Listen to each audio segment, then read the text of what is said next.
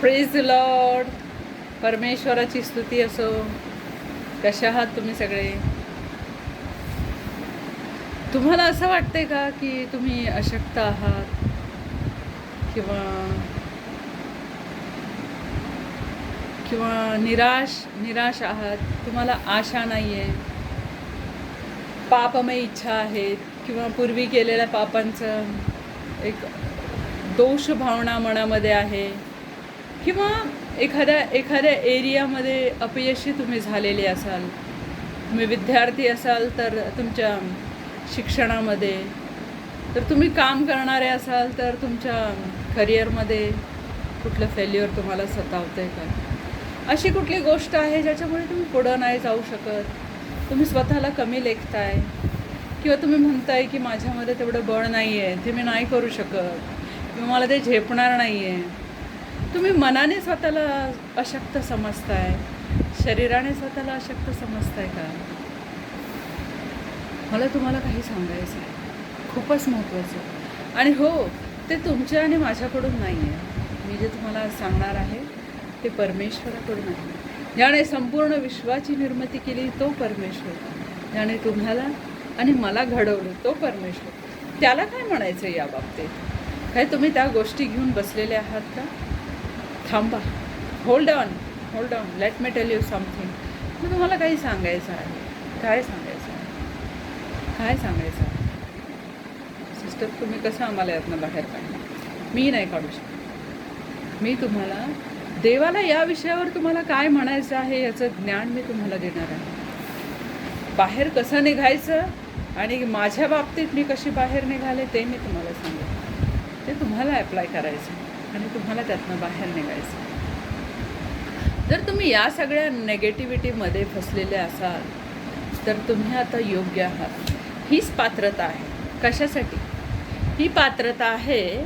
त्या महान देवाचं सामर्थ्य तुमच्यामध्ये काम करण्यासाठी, तुमच्यामध्ये आणि तुमच्याद्वारे इतरांसाठी काम करण्यासाठी. कुठं लिहिलं आहे असं? 2 करंथीकरस 2 पत्र 12वा अध्याय 9 ते 10 वचन आपण वाचूया. परंतु त्याने मला म्हटले आहे, माझी कृपा तुला पुरेशी आहे, कारण अशक्तपणात माझी शक्ती पूर्णतेस येते. अशक्तपणात माझी शक्ती पूर्णतेस येते. म्हणून ख्रिस्ताच्या सामर्थ्याची छाया माझ्यावर राहावी म्हणून मी विशेष करून अशक्तपणाची प्रौढी आनंदाने मिळवेल. अशक्तपणाची प्रौढी आनंदाने मिळवेल. कशाची प्रौढी मिरवायला सांगितली आहे? पौल हा कशाची प्रौढी मिरवतोय? जेव्हा आपण अशक्त असतो, तेव्हा आपण हतबल असतो, तेव्हा आपण ती गोष्ट करत नाही, म्हणून आपण कसं असतो? निराश असतो. पण पौलाने सांगितलंय प्रौढी मिरवायला, अशक्तपणाची प्रौढी. त्याने काहीतरी अनुभवलंय परमेश्वराकडून. ती गोष्ट आज आपणही करणार, प्रात्यक्षिक करून पाहणार आहे आपण की जेव्हा मी अशक्त आहे तेव्हा मी काय करणार आहे? प्रौढी मिळवणार आहे. का? पुढे तो म्हणतोय, 10वं वचन आपण पाहूया. ख्रिस्तासाठी दुर्बलता, अपमान, अडचणी, पाठलाग, संकटे ह्यात मला संतोष आहे, कारण जेव्हा मी अशक्त तेव्हाच मी सशक्त. जेव्हा तुम्हाला वाटतंय की ती गोष्ट तुम्ही करू शकत नाही किंवा तुम्ही दुर्बल आहात किंवा तुमचा कोणी अपमान केला आहे म्हणून तुम्ही पुढे जात नाही आहे किंवा तुम्हाला कुठली अडचण आहे ज्याच्यामुळे तुम्हाला काही करता येत नाही, कोणी तुमचं पाठलाग करतं आहे, पर्सिक्युशन्स आहेत, संकटे येत आहेत, त्यामुळे तुम्ही अशक्त, स्वतःला अशक्त समजताय. तर परमेश्वराचं वचन म्हणतं 2 करिंथ 12वा अध्याय 9 ते 10 मध्ये, परंतु त्याने मला म्हटले, माझी कृपा पुरेशी आहे, कारण अशक्तपणात माझी शक्ती पूर्णतेस येते. म्हणून ख्रिस्ताच्या सामर्थ्याची छाया माझ्यावर राहावी म्हणून मी विशेष करून अशक्तपणाची प्रौढी आनंदाने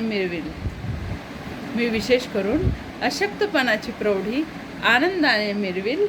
ख्रिस्तासाठी दुर्बलता, अपमान, अडचणी, पाठलाग संकट आहे ह्यात मला संतोष आहे, कारण जेव्हा मी अशक्त तेव्हाच मी सशक्त आहे.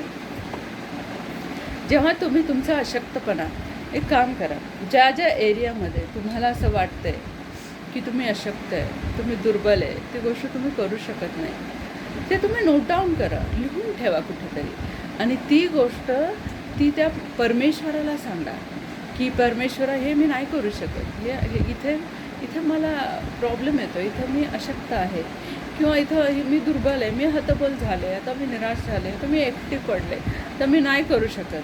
तुम्ही ते एक्नॉलेज करा देवासमोर आणि त्याला काम करण्याची संधी द्या, त्याला तुमच्या जीवनामध्ये काम करण्याची संधी. तो असं म्हणतो की माझी कृपा तुला पुरेशी आहे, कारण अशक्तपणात माझी शक्ती पूर्णतेस येते. परमेश्वर असं कुठला माणूस नाही म्हणत, मी म्हणत असते तर आज मी एक म्हणेल, उद्या मी बदलेल, परंतु परमेश्वर असं म्हणतो की माझी कृपा तुला पुरेशी आहे. तू त्या सगळ्या गोष्टी ज्याच्यामध्ये तू स्वतःला वीक समजतोय, दुर्बल समजतोय, अपमानित समजतोय, ज्या गोष्टी तुला पुढं जाऊ देत नाही आहेत, त्या गोष्टी तू परमेश्वराला सांग. परमेश्वराला सांग म्हणजे तो त्याची कृपा तुला देईल. त्याची कृपा देऊन तो तू जे पण काही करणार आहेस ते आता तू त्याच्या शक्तीने करशील, कारण तू वीक आहेस, तू कबूल केलंयस की तू वीक आहे. तेव्हा परमेश्वर, तुझा डॅडी, तुझा बाप, जेव्हा तू वीक आहे, अशक्त आहे, दुर्बल आहे, तेव्हा तो तुला सशक्त बनवण्याचं अभिवचन त्याने तुला दिलेलं आहे. जेव्हा तू स्वतःला वीक समजतो तेव्हाच त्याची शक्ती तुझ्या जीवनामध्ये काम करते. Whenever you find yourself weak, then His strength is going to work in you. Praise the Lord. तर आपल्याला हे शिकायचं आहे, आपल्या मनाला हे ट्रेनिंग द्यायचं आहे. चिंतेत पडणं खूप सोपं आहे हो. मला खूप टेन्शन आहे, खूप सोपं आहे. जन्म झाल्यापासून जेव्हापासून कळतंय टेन्शन या वर्डचा अर्थ, तेव्हापासून आपण तर घेतोच ना हो. एक्झामचं टेन्शन, स्टडीजचं टेन्शन, हे पाहिजे ते पाहिजे, कसं करणार काय, हे प्रॉब्लेम तो प्रॉब्लेम, अपमान, हे ते, अशक्तपणा, मी हे नाही करू शकत, मी ते नाही करू शकत. ती व्यक्ती किती पुढे गेली, मला नाही जा, तो आपला घास नाही आहे हो, आपला घास नाही आहे. ते मराठीमध्ये एक म्हण आहे, अंथरून पाहून पाय पसरत. ती म्हण आपल्यासाठी नाही आहे, कारण हे पाय, हे अंथरूण दोन्ही आपलं नाही आहे. पाय आपले आहेत, पण अंथरूण त्याची कृपेने ते वाढवू शकतो. Praise the Lord. कारण इथं तुमची शक्ती काम नाही करणार आहे. जेव्हा तुम्ही देवापुढे स्वतःला समर्पित करता, तुमचे विकनेसेस, तुमचे दुर्बलता तुम्ही त्याला सांगता, तेव्हा त्याची शक्ती तुमच्यावरती कार्यान्वित होते. आणि हीच एक ती चावी आहे की कसं तुम्ही त्याच्या शक्तीने काम करणार. फक्त कल्पना करा, आता जे पण काय तुम्ही काम करणार आहात, जेव्हा तुम्ही परमेश्वरापुढे ती गोष्ट मांडता, आणि देवाचं वचन आहे, तो ते करतोच. तुमच्या विकनेसमध्ये त्याची शक्ती देण्याचं त्याने अभिवचन दिलेलं आहे. आकाश आणि पृथ्वी नाही तसे होतील, पण त्याचा शब्द कधी टळणार नाही, त्याचा शब्द कधी टळणार नाही.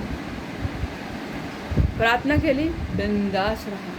आता जे पण काही तुम्ही काम करणार आहात ना, ते त्याच्या सामर्थ्याने करणार आहात, त्याच्या शक्तीने करणार आहात. आता तुम्ही दुर्बल नाही आहे, कारण आता तो त्याचा एरिया झाला आहे, तो बघून घेईल.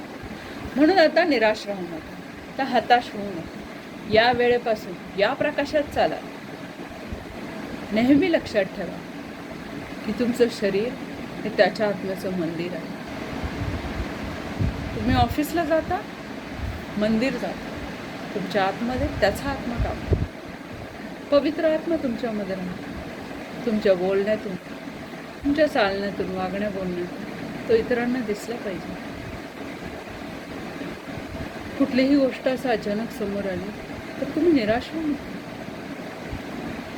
त्याच्यासाठी ते अचानक नाही आहे. त्याला माहीत होतं त्यातनं मार्ग कसा काढायचा. Praise the Lord. परमेश्वरावर विसंबून राहणारं जीवन हे आपलं जीवन आहे. भले त्यावेळेस तुम्हाला ते दिसत नसेल, त्यातून निघण्याचा तुम्हाला मार्ग दिसत नसेल, परंतु way maker is inside of you. हे विसरू नका. जो रस्ता बनवू शकतो, जो स्वतः रस्ता आहे, तो तुमच्या हातमध्ये आहे. Is there in. नेहमी त्या प्रकाशात चाला. खूप खूप आशीर्वाद आहे. Whenever you find yourself in His presence, whenever you know walk in that light, praise the Lord, you are supernaturally blessed, super blessed, and because of you, through you, many people will be blessed. Praise God. Hallelujah.